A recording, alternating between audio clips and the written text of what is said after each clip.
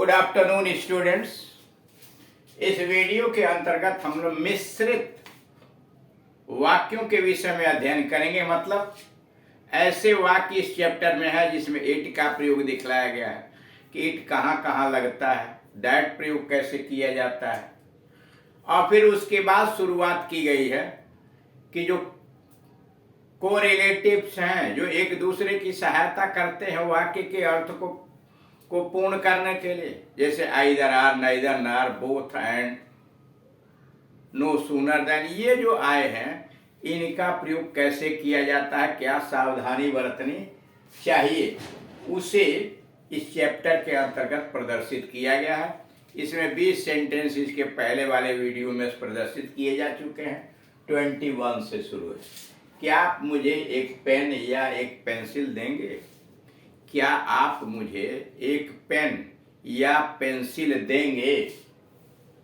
Will you please give me either a pen or a pencil? Will you please give me either a pen or a pencil? क्या आप मुझे एक pen या एक pencil देंगे? Will you please give me either a pen or a pencil?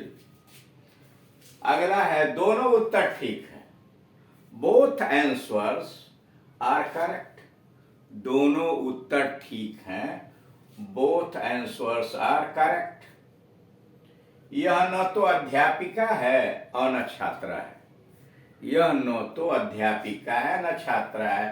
She is neither a teacher nor a student। देख रहे हैं, neither nor, और दोनों एक ही पार्ट्स ऑफ स्पीच के पहले लगना चाहिए, यानी स्टूडेंट के पहले नार है तो टीचर के पहले neither। She is neither a teacher nor a student। दोनों कैदियों में से कोई अपराधी नहीं है। दोनों कैदियों में से कोई अपराधी नहीं है। None of the two prisoners। दोनों कैदियों में कोई नहीं। None of the two prisoners are। None of the two prisoners are। None of the two prisoners is guilty। अब वहां क्रिया देख रहे हैं, सिंगुलर नंबर की आ गई है, is guilty। None of the two prisoners are guilty। अब अगला है, श्रेणी में बहुत से लड़के हैं। श्रेणी में बहुत से लड़के हैं। There are many students in the class। श्रेणी में बहुत से लड़के हैं।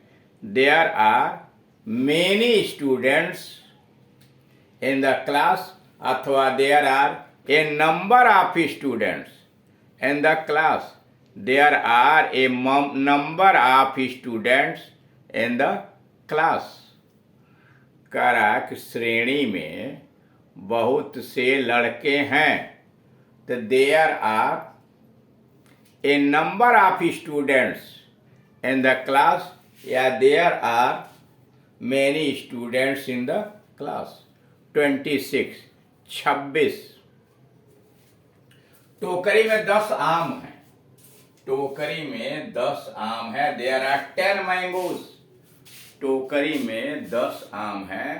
There are 10 mangoes in the basket। टोकरी में 10 आम हैं।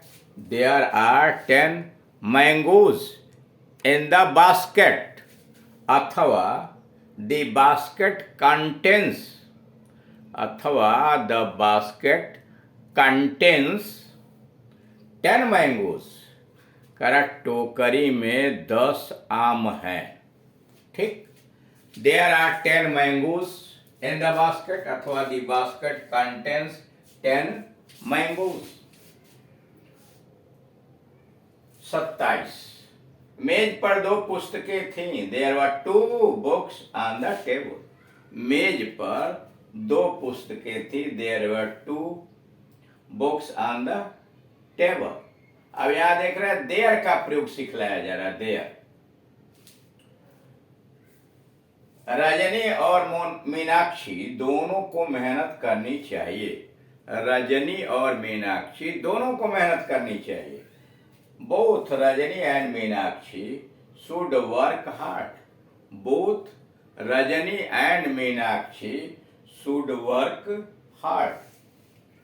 Neither कर बागीश वहां नहीं था और राकेश भी नहीं। बागीश वहां नहीं था और राकेश भी नहीं। बागीश neither बागीश ना राकेश was there. बागीश वहां नहीं था, राकेश भी नहीं। नाइदर बागेश ना राकेश वास देयर। 30 यानी 30वें नंबर, मेरी कमीज सफेद है, तुम्हारी कमीज भी सफेद है।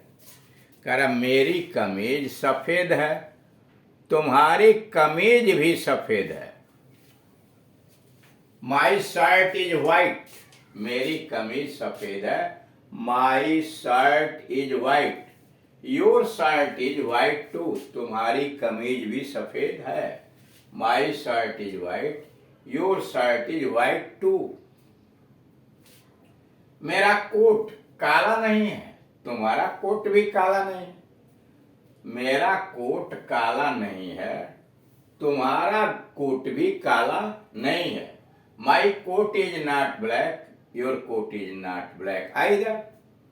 मेरा कोट काला नहीं है, तुम्हारा कोट भी काला नहीं है। My coat is not black, your coat is not black either. अब सी पर आइए 32। यहाँ के दृश्य सुंदर हैं। The scenery is here, the scenery here is nice. The scenery here is nice, यहाँ के दृश्य सुंदर है। अथवा the scenery here is beautiful, the scenery here is beautiful। अथवा the scenery here is lovely, the scenery here is lovely। हमने अंधों को खाना दिया, हमने अंधों को खाना दिया।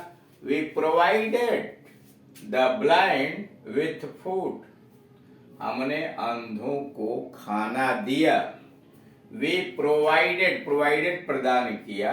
द ब्लाइंड विथ फूड, अथवा we gave food to the blind, हमने अंधों को खाना दिया। We provided the blind with food, अथवा we gave food to the blind. 34, मैंने इस पुस्तक को 2/3 पढ़ लिया। मैंने इस पुस्तक को 2/3 पढ़ लिया है। I have finished with 2/3 of this book, मैंने इस पुस्तक को 2/3 पढ़ लिया है। I have finished with 2/3 of this book, इस पुस्तक का 2/3। I have finished with 2/3 of this book. Magistrate ने उसकी गिरफ्तारी का आदेश दिया। मजिस्ट्रेट ने उसकी गिरफ्तारी का आदेश दिया। The magistrate ordered for his arrest, the magistrate ordered for his, magistrate ने उसकी गिरफ्तारी का आदेश दिया। The magistrate ordered for his arrest. जब मैं बंबई में जाऊंगा तो उससे मिलूंगा, जब मैं बंबई जाऊंगा तो उससे मिलूंगा। When I go to Bombay, जब मैं बंबई में जाऊंगा। When I go to Bombay, जब मैं बंबई में जाऊंगा उससे मिलूंगा। I will see him, I will see him, जब मैं बंबई में जाऊंगा उससे मिलूंगा। When I go to Bombay, जब मैं बंबई में जाऊंगा। I will see him, मैं उससे मिलूंगा। मैंने खाना खा लिया है, मैंने खाना खा लिया है। I have had my food, मैंने खाना खा लिया है। I have had my food, अथवा meals, I have had my meals. अब इस प्रकार से देख रहे हैं कि ये मिसलेनियस सेंटेंसेस की किस प्रकार से हिंदी से अंग्रेजी हम लोग बनाते हैं। इसी प्रकार से बड़ी सावधानी के साथ अंग्रेजी के अंतर्गत जो विभिन्न नियम हैं विभिन्न प्रयोग हैं कोरिलेटिव्स का, प्रीपोजिशंस का आदि, उन्हें अध्ययन करना चाहिए। साथ ही साथ कैसे हम ग्रीटिंग करें, कैसे शिष्टाचार के छोटे छोटे शब्दों का यूज करें बोलते समय, टेंसेस की जानकारी होनी चाहिए कि सामने वाला किस टेंस में उससे बात कर रहा है और जिस टेंस में वो बात कर रहा है आंसर तो मुझे उसी में देना पड़ेगा। क्वेश्चन अगर वो किस टेंस में पूछ रहा है उसी क्वेश्चन का आंसर हमें देना होगा उसी टेंस में। तो इसलिए प्रेजेंट, पास्ट, फ्यूचर और प्रत्येक के जो चार टाइप्स हैं, इंडेफिनिट, कंटिन्यूअस, परफेक्ट और परफेक्ट कंटिन्यूअस, इस सभी की जानकारी होनी चाहिए।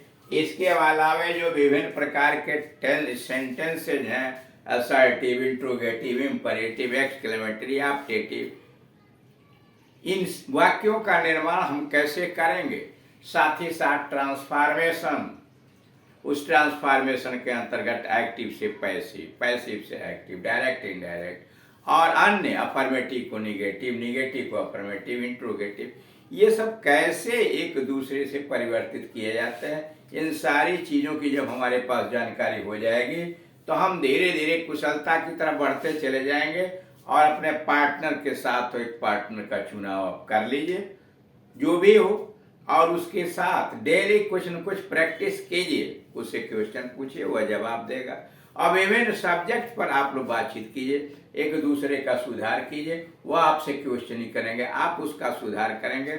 और इसके अलावा जिस समय पार्टनर नहीं है, आप खाली हैं, तो आप अपने कमरे के अंतर्गत आदम कद आईने के सामने इन वाक्यों को पूछिए, इन वाक्यों का प्रयोग कीजिए।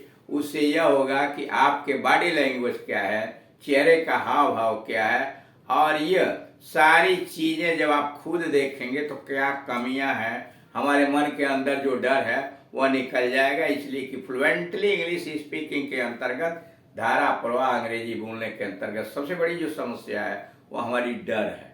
हमारे मन के अंतर्गत एक डर छिपा रहता है कि हम बोलेंगे कि नहीं बोलेंगे। पहले उस डर को निकालना है और यह तभी होगा जैसे जैसे आप प्रैक्टिस करेंगे, धीरे धीरे आप ये डर को भूल जाएंगे और बड़े शान के साथ किसी भी समाज के अंतर्गत आप अंग्रेजी बोल सकते हैं, बशर्ते कि आप प्रैक्टिस कीजिए। Thank you.